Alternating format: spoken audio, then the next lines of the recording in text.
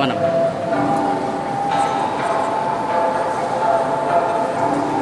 Nonton Facebook Dermaga Skadau ini akan misa, namanya dalam Katolik besok akan misa. Melihat misa ini pimpin langsung ke Skadau Monsignor Olivius sama dengan Bapak Pastor yang ada di Lapangan Sanggau. Perlu kami sampaikan bahwa Kesultanan Sanggau itu termasuk Kabupaten Skadau dan Kabupaten Sanggau, di mana Mapres sendiri berasal dari paroki Litang. Dalam hal ini dari Kabupaten Skadau.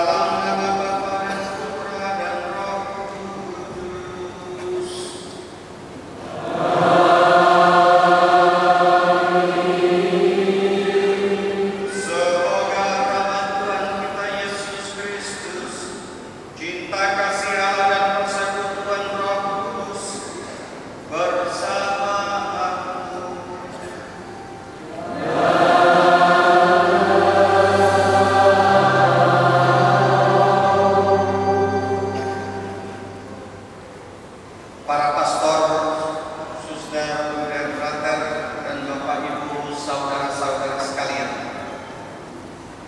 Hari ini kita merayakan hari ulang tahun Paroki Sekadau, ulang tahun yang ke-75 berdasarkan SK yang diberikan oleh Uskupan Agung Pontianak Masa. Perayaan ini adalah perayaan tonggak sejarah misi, terutama di wilayah Sekadau. Karena misi pertama yang memasuki daerah ini dilakukan di daerah Jakarta yang masuk tahun 1941. Sementara wilayah Sekadau ini masuk kemudian. Mengapa kita merayakan tonggak sejarah? Karena berkat kehadiran para pastor Kapusin, wilayah kita yang masih menghidupi agama tradisional mulai mengenal Kristus Yesus sebagai Tuhan dan Juru Selamat kita. Maka sekaligus juga kita pada perayaan ini merenungkan kembali peran, tugas, dan tanggung jawab kita sebagai orang-orang Katolik. Para misionaris telah merintisnya, maka sekarang tugas untuk memelihara dan menjaganya berada pada tangan kita masing-masing, agar Gereja Kristus terus dapat tumbuh dan berkembang serta menghasilkan buah yang berlimpah. Karena itu juga hari ini kita merayakan pesta keluarga Katolik sebagai orang-orang yang terpanggil untuk mengikuti Kristus sekaligus mengemban tugas untuk meneruskan warta keselamatan. Agar perayaan ini berkenan kepada Tuhan, maka marilah kita mengawalinya dengan memeriksa diri masing-masing dan atas semua kelalaian, kekeliruan dan dosa-dosa kita mohon ampun kepada Tuhan. Mari kita hening sejenak.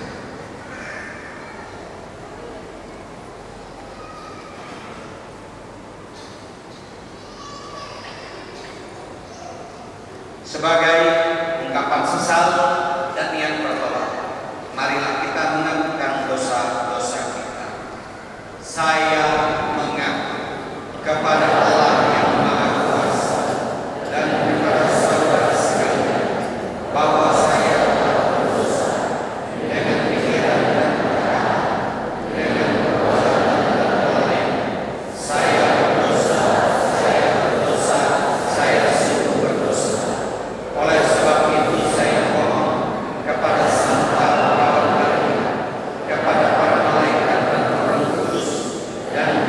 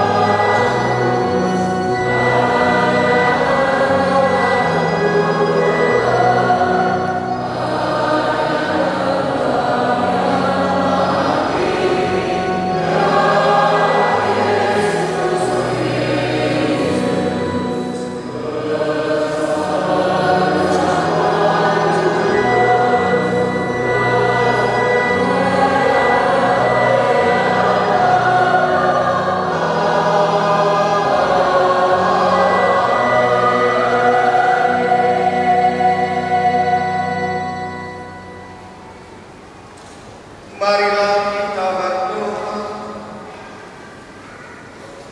Allah Bapa kami yang kekal dan kuasa, kami mengucap syukur dan berterima kasih atas ulang tahun paroki Santo Petrus dan Paulus Skadau yang ke-70, serta Engkau telah memperkenankan kami tumbuh dan berkembang di dalam paroki kami. Lindungilah kami dan paroki kami dengan kasih, serta arahkanlah paroki kami sesuai rencana dan kehendak-Mu sendiri. Semoga kami sebagai umat paroki dengan tulus hati dan penuh tanggung jawab terlibat dalam karya nyata paroki, bukan semata-mata untuk kepentingan diri kami, tetapi demi keselamatan sesama dan kemuliaan nama-Mu. Demi Yesus Kristus pengantara kami yang hidup dan berkuasa bersama Bapa dalam persatuan dengan Roh Kudus, kini dan sepanjang masa.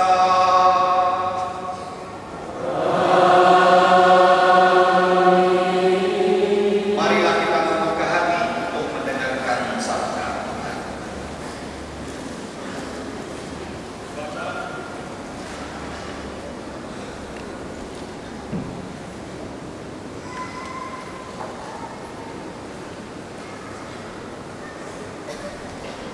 Bacaan dari nubuat Yehezkiel.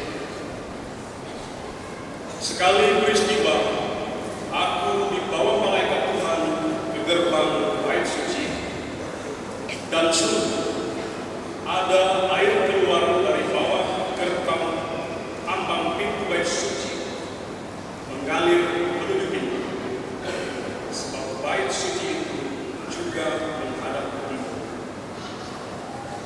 Air itu mengalir dari bawah bagian samping kanan dari bait suci, sebelah selatan mesbah. Lalu malaikat itu menuntun aku keluar melalui pintu gerbang utara, dan di bawahnya berkeliling dari luar menuju pintu gerbang luar yang menghadap ke timur. Sungguh, air itu menguap dari sebelah selatan. Lalu malaikat itu berkata kepadaku, sungai ini mengalir menuju wilayah timur, menurun ke arah Yordan dan bermuara di Laut Asin. Maka air laut yang mengandung banyak garam itu menjadi tawar. Kemana saja sungai itu mengalir, segala makhluk yang berkeriapan di dalamnya akan hidup. Ikan-ikan menjadi sangat banyak, sebab kemana saja air itu sampai, air laut di situ menjadi tawar.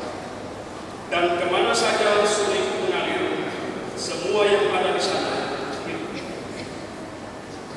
Pada kedua tepi sungai itu tumbuh bermacam-macam pohon buah-buahan yang daunnya tidak pernah layu dan buahnya tidak habis-habis. Tiap bulan ada lagi buahnya yang baru, sebab pohon-pohon itu mendapat air dari tempat kudus. Buahnya menjadi makanan dan daunnya menjadi obat. Demikianlah sabda Tuhan.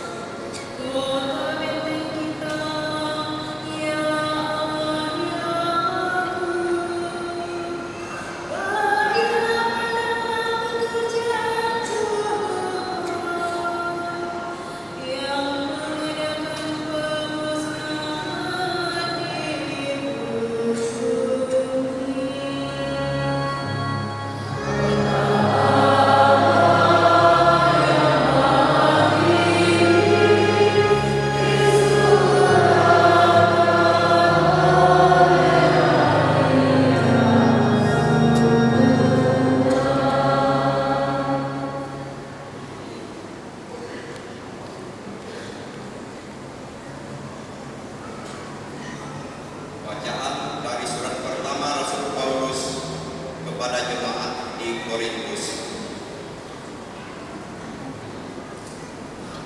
Karena kami adalah kawan sekerja Allah, kamu adalah ladang Allah, bangunan Allah.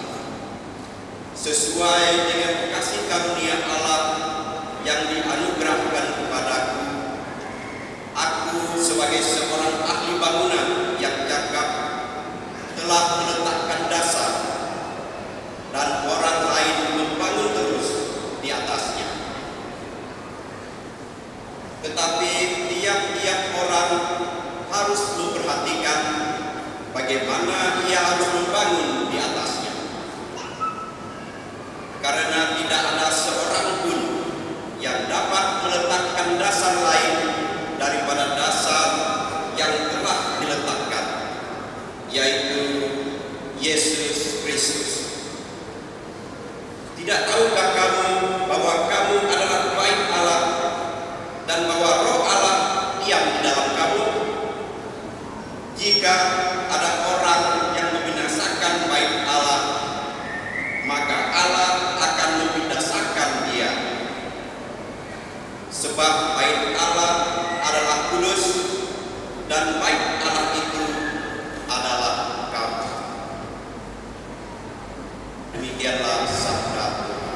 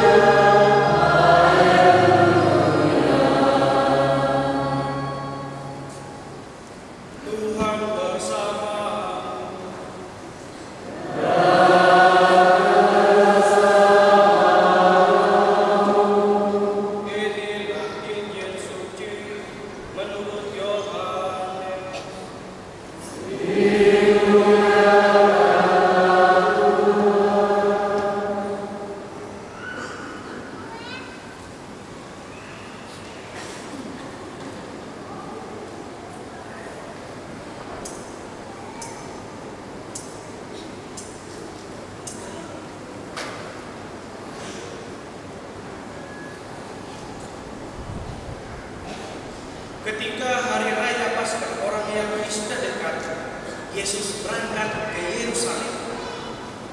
Di halaman bait suci didapatinya pedagang-pedagang lembu, domba, dan merpati, serta penukar-penukar uang duduk di situ. Yesus membuat cangkuk dari tali, lalu mengusir mereka semua dari bait suci dengan semua domba dan lembu mereka. Uang para penukar dihamburkannya ke tanah, dan meja-meja mereka dibalikkan.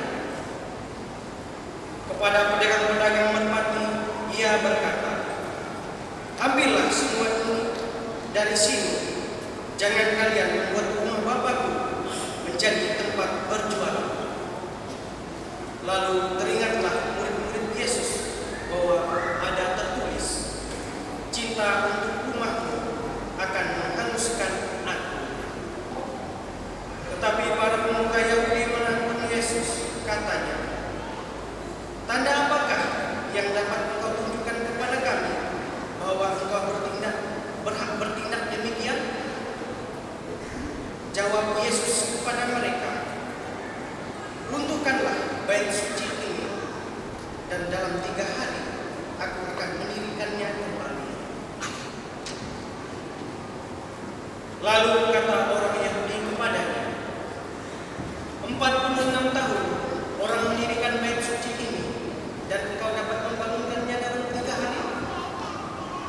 Tetapi yang dimaksudkan Yesus dengan bait suci adalah tubuhnya sendiri. Karena itu, sesudah Yesus bangkit dari antara orang mati, barulah murid-muridnya teringat bahwa hal itu telah dikatakan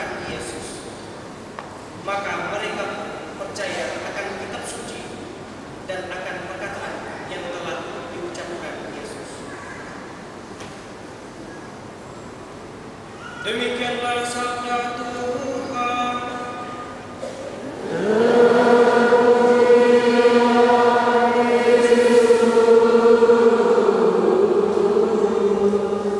Umat tetap berdiri.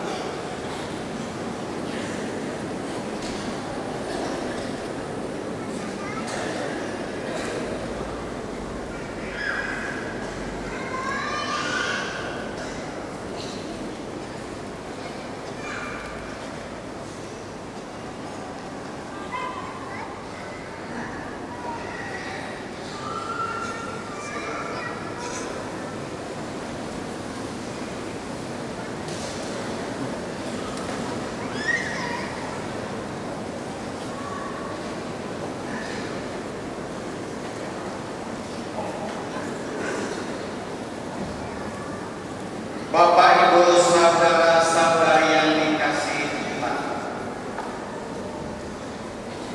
dalam bacaan pertama dari kitab Nabi Yehezkiel, kita diajak untuk mengerti hakikat dari bait Allah. Bait Allah sesuai dengan namanya bait Allah pada sang penguasa hidup, Sang Yahweh. Dia bukan rumah biasa, melainkan rumah yang suci, rumah yang kudus,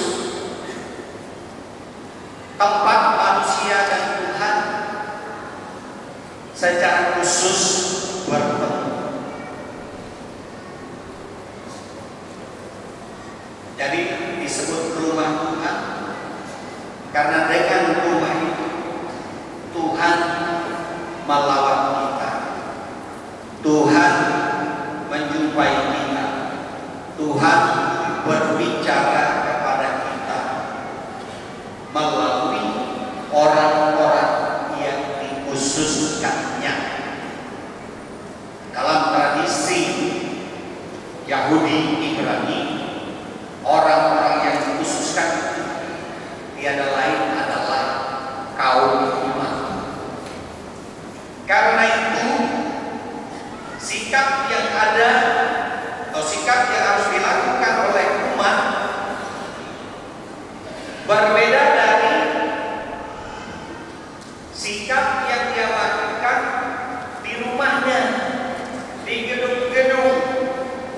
Karena apa? Karena di rumah Tuhan ini kita bertemu dengan sang sumber hidup, Raja segala raja, Tuhan segala Tuhan, sehingga dituntut sikap yang layak dan pantas. Jadi gereja atau bait Allah itu adalah tempat kudus dengan mana segala tindak tanduk kita, sikap kita, cara kita berpakaian, cara kita berbicara berbeda daripada di rumah biasa. Mengapa? Karena Tuhan menjadikan rumah itu sebagai tempat resmi baginya untuk menyapa dan bersabda. Ini hakikatnya. Ini jati diri bait Allah. Lalu yang kedua, karena Tuhan berada di situ, karena Tuhan menjadikan tempat itu suci dan kudus, dari situ mengalir rahmat-Nya yang disimbolkan dengan sungai yang mengalir, yang memberikan hidup kepada segala makhluk. Dan di situ tumbuh segala sesuatu. Daunnya menghijau, buahnya tidak pernah berhenti berputus, selalu ada. Dan dari daunnya dibuat obat-obatan. Sebuah bahasa simbol yang ingin menggambarkan bahwa dari bait Allah, dari mana Tuhan berdiam, bersabda, berbicara, dan menyapa kita, dari sana rahmat, berkat, dan penyertaan Tuhan diberikan, dianugerahkan secara terus-menerus kepada umatnya, menjadikan kita hidup secara rohani, menjadikan kita sembuh secara fisik rohani, menjadikan kita terhibur ketika kita berada dalam aneka macam kesulitan, membuat kita menemukan jalan keluar ketika kita menghadapi berbagai macam permasalahan hidup. Mengapa? Karena Tuhan dari sana hadir untuk menyapa, untuk menjaga, untuk melindungi, untuk memberkati, untuk menemukan, untuk memberikan penghiburan bagi kita. Nah, dalam kerangka berpikir ini, dalam cara pemahaman tentang hakikat bait Allah inilah kita mengerti sikap Yesus yang mengusir para pedagang yang memenuhi bait Allah. Mereka menjadikan rumah Tuhan sebagai pusat bisnis.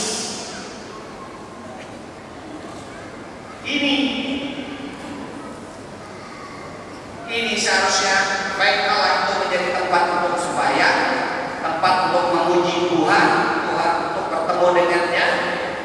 Itu jadikan tempat transaksi. Mengapa itu terjadi? Karena secara ekonomis tempat itu diizinkan untuk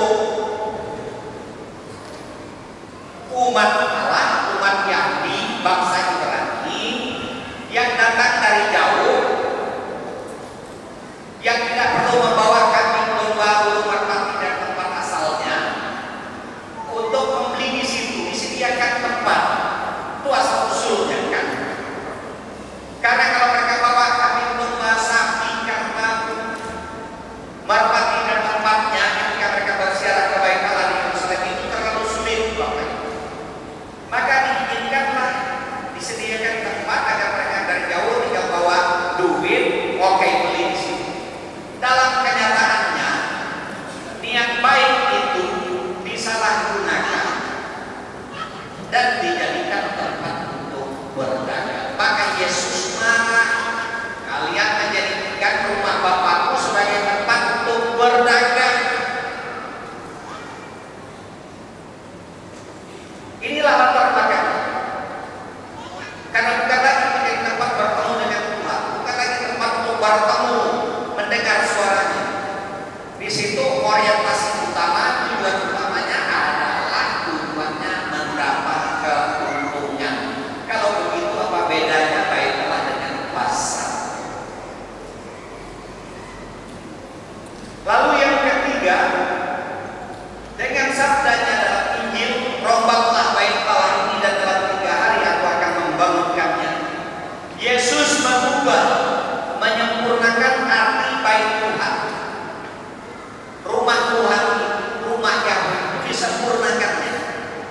Bahwa bait itu tidak hanya merujuk pada gedung, melainkan merujuk pada Yesus sendiri sebagai sang bait Allah yang sejati. Tempat di mana surga dan dunia bertemu. Tempat di mana manusia dengan Bapaknya itu berjumpa. Yesus adalah bait Allah yang sejati. Rombaklah bait Allah ini dan dalam 3 hari aku akan membangunkannya. Maka pengertian bait Allah tidak lagi melulu fisik, melainkan batinnya. Dan dengan itu maka kita sekalian dalam bacaan kedua menjadi bait Allah. Tidak tahukah kamu bahwa tubuhmu adalah bait Allah yang hidup? Maka kita sekalian pun adalah bait Allah. Kita sekalian pun dalam bahasa kita sekarang ini adalah gereja. Sehingga gereja tidak lagi hanya sekedar merujuk pada gedung di mana kita sembahyang, melainkan gereja itu merujuk pada pertama gereja yang tidak kelihatan, yaitu gereja sebagai persekutuan Tritunggal Maha Kudus, Bapa, Putra dan Roh Kudus, bersama para malaikat dan para kudus di surga. Gereja rohani. Karena itu sifatnya esa, satu dan kudus, tidak dapat berdosa.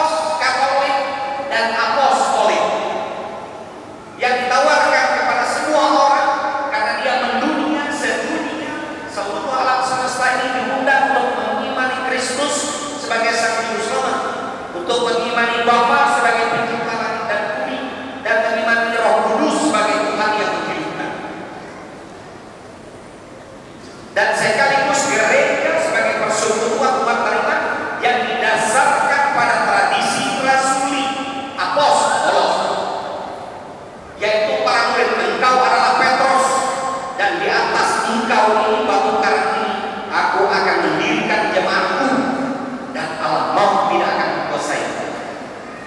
Matius 14 ayat 18 sampai 1.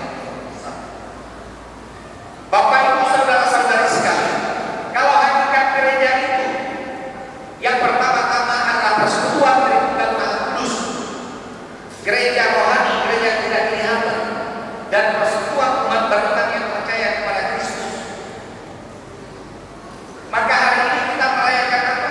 Kita merayakan diri kita yang telah diundang oleh Tuhan untuk mengimani Tritunggal Maha Kudus, untuk ambil bagian dalam rahmat yang Tuhan tawarkan kepada kita dalam tradisi rasuli gereja Katolik. Kita meneruskan tradisi itu, kita meneruskan pengajaran ini, kita meneruskan firman dan sabda ini lewat hierarki dan terutama lewat umat Allah. Maka Bapak Ibu saudara-saudara, saya mensyukuri usia 75 tahun ini, kita dipanggil kembali untuk merenungkan apakah selama ini saya memiliki pemahaman yang memadai tentang siapa yang saya imani. Siapakah Bapa, Putra dan Roh Kudus itu bagi saya? Apa artinya saya menjadi anggota gereja? Ini menjadi penting. Karena apa? Karena tugas para misionaris sudah selesai. Misionaris terakhir dan luar negeri yang berada di sini itu adalah Pastor Petrus. Kita masih sisa hanya 2 orang. 1 Brother Mardan Ruslanti, 2 Pastor Gabriel Antonelli yang berada di Garut. Mereka tidak berada di sini. Berkat jerih payah mereka, berkat pengorbanan mereka, kita sekalian yang dulu hanya mengenal sang sumber hidup penguasa tanpa nama, kita menyebutnya jembatan, kita menyebutnya petara. Sekarang kita tahu bahwa selain dia kita memiliki sang pencipta yang tak bernama. Maka saya dalam pertemuan dengan mereka yang Krishna, saya tanya, menurut kamu Allah orang Yahudi dengan orang Kristen itu sama dan dengan Allah yang lain? Itu pertanyaan penting Bapak Ibu. Karena kalau kalian baca Alkitab Keluaran bab 3 ayat 14, Tuhan orang Yahudi tidak punya nama. Musa tanya, kalau engkau mengutus aku kepada orang Israel, lalu orang Israel tanya, namamu siapa? Tentang namanya apa yang harus dikatakan kepada mereka? Apa jawabannya? Aku adalah aku. Dan sekali lagi katakan kepada mereka, aku adalah aku, mengutus aku kepada kamu. Kalian ngerti? Kamu ditanya nama, seharusnya namamu siapa? Jawabannya Gabriel, jawabannya Rafael. Ini ditanya namamu siapa? Aku adalah aku. Bukan nanti orang Israel menyebut dalam bahasa Ibrani, aku adalah Yahweh. Mengapa dia tidak tahu namanya? Karena sebelum dia tidak ada siapapun yang memberi nama kepadanya. Karena itulah orang beragam bahwa Tuhan orang Yahudi adalah Tuhan yang benar. Karena kalau namanya Petara, dari mana dia tahu namanya Petara? Karena saya tahu nama saya sebab bapak ibu saya memberi nama itu kepada saya. Sehingga sebelum saya ada orang lain. Tetapi Tuhan orang Yahudi yang menurunkan, kemudian Tuhan orang yang sembah tidak punya nama. Aku adalah aku, dia adalah sang Allah. Ini yang kita syukuri Bapak Ibu. Karena dulu kita berdoa menyembah dari batang kayu, di gua-gua bambu, di bukit-bukit dengan pantak, dengan pedagi, dengan penteng. Tetapi dengan para misionaris kita mengerti dialah Tuhan sang hidup, sang sumber hidup, pencipta langit dan bumi, sang penyelamat dan sang penghidup kita. Nah, maka hal yang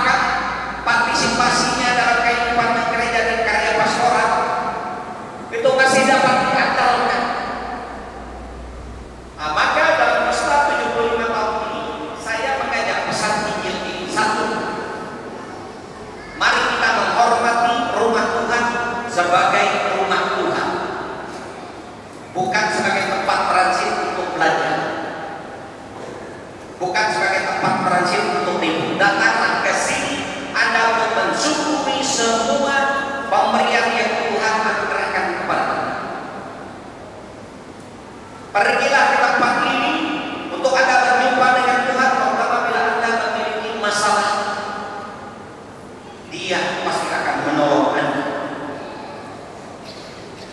Pergilah ke sini sebagai tujuan utama Anda untuk mendapat penghiburan ketika kita berduka.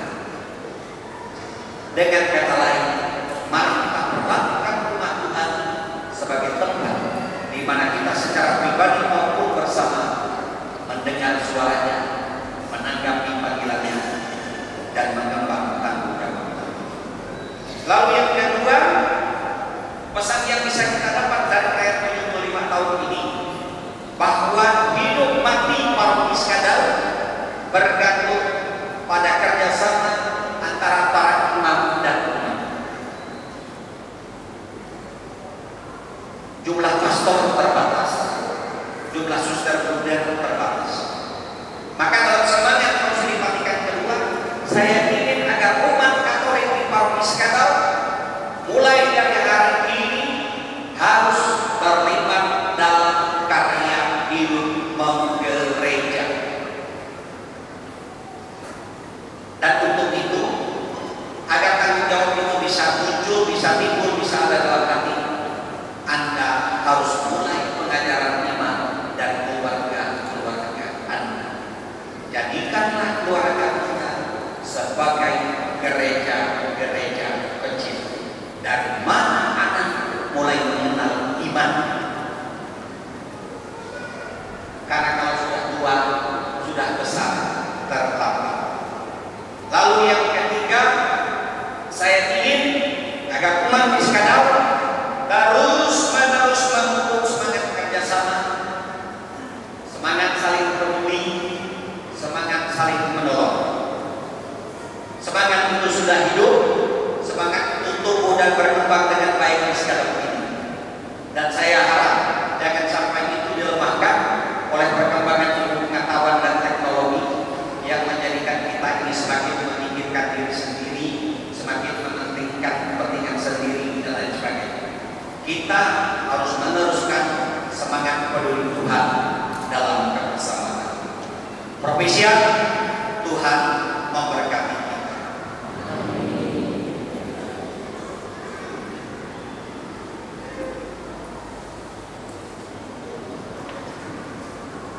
Menanggapi firman Tuhan, marilah kita berdiri bersama-sama, kita ungkapkan pengakuan iman kita dan kasih. Untuk gereja Katolik di seluruh dunia, ya Bapa, bimbinglah gerejamu agar semakin menjadi terang dan garam dunia, membawa kabar sukacita dan kasih kepada semua bangsa. Marilah kita mohon. Kabulkanlah doa kami ya Tuhan. Untuk uskup-keuskupan sangga, para imam dan pelayan gereja, ya Bapa, dampingilah para gembalamu agar senantiasa setia dalam tugas perutusannya dan menjadi teladan hidup Kristiani bagi umat yang mereka layani. Marilah kita mohon. Kabulkanlah doa kami ya Tuhan. Untuk para pendiri dan umat terdahulu paroki Santo Petrus dan Paulus Skadau, ya Bapa, terima kasih atas iman dan pengorbanan mereka dalam membangun paroki ini. Terimalah mereka dalam damai abadi-Mu dan jadikanlah teladan mereka sumber inspirasi bagi kami. Marilah kita mohon. Kabulkanlah doa kami ya Tuhan. Untuk umat paroki Santo Petrus dan Paulus Skadau saat ini, ya Bapa, semoga umat-Mu di paroki ini semakin bertumbuh dalam iman, harapan dan kasih, serta menjadi saksi Kristus di tengah masyarakat.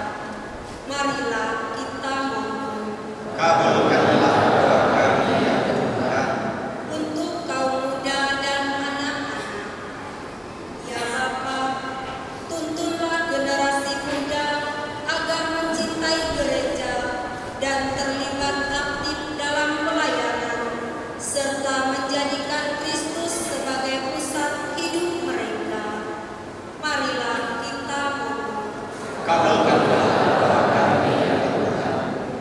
Untuk keluarga-keluarga Katolik di paroki ini, ya Bapa, berkati setiap keluarga agar hidup rukun, saling mengasihi, dan menjadi gereja kecil yang memancarkan kasih Kristus. Marilah kita mohon. Kabulkanlah doa kami ya Tuhan. Untuk para penderita dan mereka yang mengalami kesulitan hidup, ya Bapa, hiburlah mereka yang sedang sakit, kesepian, atau menghadapi tantangan hidup, agar mereka merasakan kasih dan pengharapan dari-Mu melalui perhatian gereja dan sesama. Marilah kita mohon. Kabulkanlah doa kami ya Tuhan. Untuk para donatur, relawan, dan semua yang terlibat dalam pelayanan gereja, ya Bapa, balaslah segala jerih payah dan kebaikan hati mereka dengan berkat yang berlimpah, dan teguhkan semangat pelayanan mereka. Marilah kita mohon. Kabulkanlah doa kami ya Tuhan. Untuk semangat persatuan dan kebersamaan umat, ya Bapa, jauhkanlah umat-Mu dari perpecahan dan egoisme. Semoga semangat gotong royong, persaudaraan, dan kerendahan hati terus bertumbuh dalam komunitas kami. Marilah kita mohon. Kabulkanlah doa kami ya Tuhan. Untuk masa depan paroki Santo Petrus dan Paulus, ya Bapa, tuntunlah langkah paroki ini agar dalam setiap perencanaannya selalu mengandalkan Engkau dan terus bertumbuh sebagai komunitas yang hidup, dinamis, dan penuh semangat misioner. Marilah kita mohon. Kabulkanlah doa kami ya Tuhan. Untuk intensi pribadi umat yang hadir dalam perayaan ini, ya Bapa, dengarkanlah setiap doa dan harapan yang terpendam dalam hati kami, dan kabulkanlah sesuai dengan kehendak dan kasih-Mu yang sempurna. Marilah kita mohon. Kabulkanlah doa kami ya Tuhan. Kita berdoa bagi para misionaris yang sudah meninggal, yang telah berjasa bagi pertumbuhan iman di paroki Skadau, bagi para katekis, guru agama, pemimpin umat. Semoga Tuhan membalas semua kebaikan mereka, mengampuni segala kesalahan dan dosa mereka, agar kini mereka menikmati hidup surgawi sebagaimana mereka ingin. Marilah kita mohon. Kabulkanlah doa kami ya Tuhan. Allah yang Maha Rahim, Engkaulah yang memelihara umat-Mu sepanjang sejarah. Terimalah doa kami dalam syukur atas 75 tahun karya di paroki Santo Petrus dan Paulus. Teguhkanlah kami dalam iman dan panggillah kami untuk terus melayani Engkau dengan sepenuh hati, dengan pengantaran Kristus Tuhan kami. Melanjutkan dengan